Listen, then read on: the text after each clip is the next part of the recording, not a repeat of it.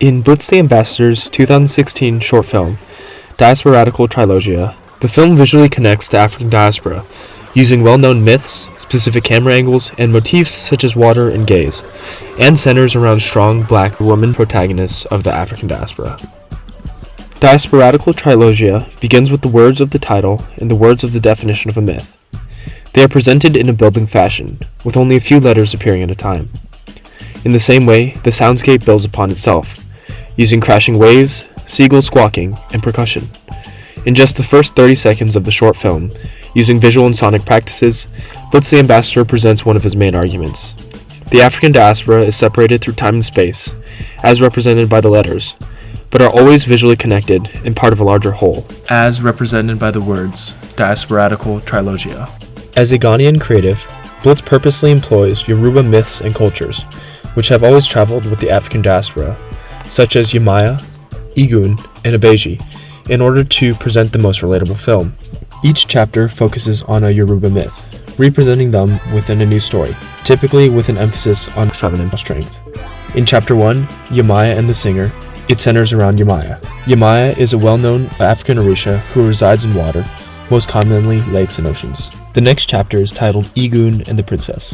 Igun, or Igungun, is a masked or costume figure, which is the visual manifestation of the collection of cultural ancestors who guide and oversee us. The final chapter is named Abeji and the Wedding Guest. The Abeji are figurines representing an Orisha of twins.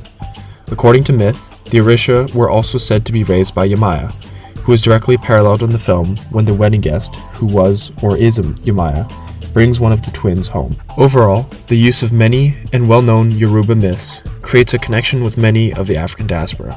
In addition to the myths themselves, a few key factors help connect and represent the African diaspora in the film. The use of gaze, the presentation of water, and specific camera framing. The characters and the film itself are not only a relatable cinema to the diaspora, but also acts as a visual narrative for some of their lives.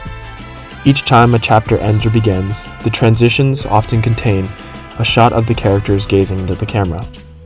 Since the characters symbolize the diaspora, this gaze is literally and figuratively the gaze of the African diaspora. The importance of water as a motif for the spiritual is shown throughout the chapters.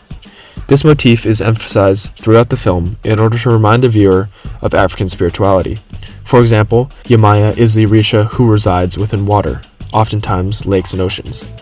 Additionally, during transition scenes, water is typically present and acts as a portal through time and space. Finally, the use of a low camera angle shot provides a POV from within the film. For instance, this camera positioning is used in the Accra bar scene to give the viewer the impression that they are immersed in the bar. This is again used in the third chapter during the chase scene with the demolition crew. These factors work together with the storyline and presentation of myths in order to connect the film to the African diaspora. Along with visually connecting the African diaspora, Diasporadical Trilogia is a visual narrative centered around the notion of black feminine power. The main protagonist is a woman who exists in 3 different times and 3 different places, all at once.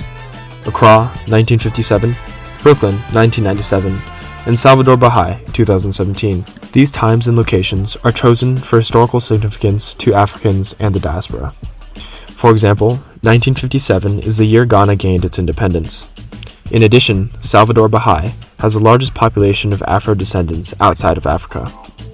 The settings of these chapters show the transcendent power and connection of the woman of the diaspora to the spiritual, even across time and space.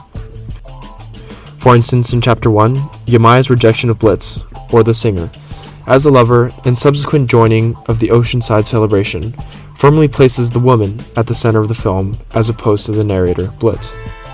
Furthermore, in Chapter 2, the princess is framed in a dim light in the center of the screen on the subway, emphasizing her loneliness and isolation. However, despite her aloneness, she seems unfrightened and unintimidated. This demeanor is contrasted with her young age, representing the strength and courage of women across all ages.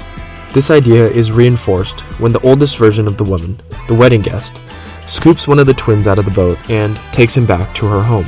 Overall, the depiction of the woman main character in the short film constitutes a narrative of black feminine power.